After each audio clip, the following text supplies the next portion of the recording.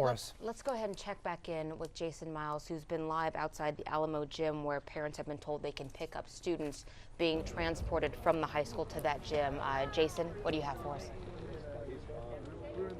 Yeah, there's kind of like three locations here. You mentioned the Alamo gym, there's the junior high school, and I'm standing in front of an HEB store here in Santa Fe with a couple of students you happen to be dating, Zach Wofford, Lauren Little. When we first arrived here, I saw you guys embracing. You were glad to see each other, it looked like. And Zach, you were in a classroom near where this happened? Yeah, about at least 2 doors down, probably. We could clearly hear the shots. We clearly heard the first shot and heard probably almost 20 shots. And understand you pulled the fire alarm? No, I actually didn't pull the fire alarm. My sub pulled the fire alarm. My teacher actually ran out of the classroom and he pulled the fire alarm while we were barricading the door. His intention was to get attention? Yeah, to get everyone out of the school, obviously, to get the rest of the school out, because on the side of the shooting it happened on, there wasn't a lot of kids. You know, there's only like 3 or 4 classes on that section. So we knew like there was another 1,000 on the whole other side of the school, so we knew a fire alarm would get them safe.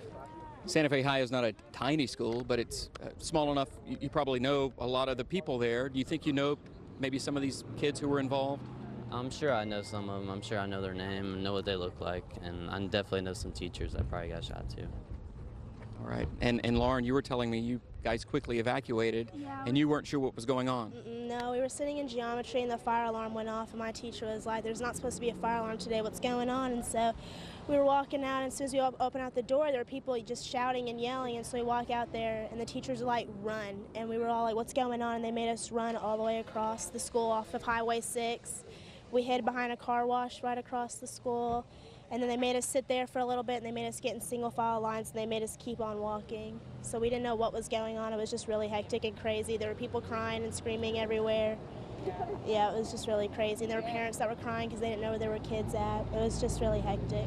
This is a Friday morning near the end of the school year. Probably a lot of people having the same kind of emotions about that and glad the year is coming to an end. Could you ever imagine the school year would end this way?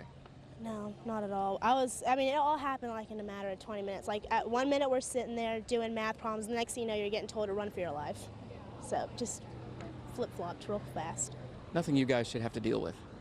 No, not at all. No one should have to go through this. It's just not civil. Well, I'm glad you guys are okay. Thank you. And feel free to hug each other again.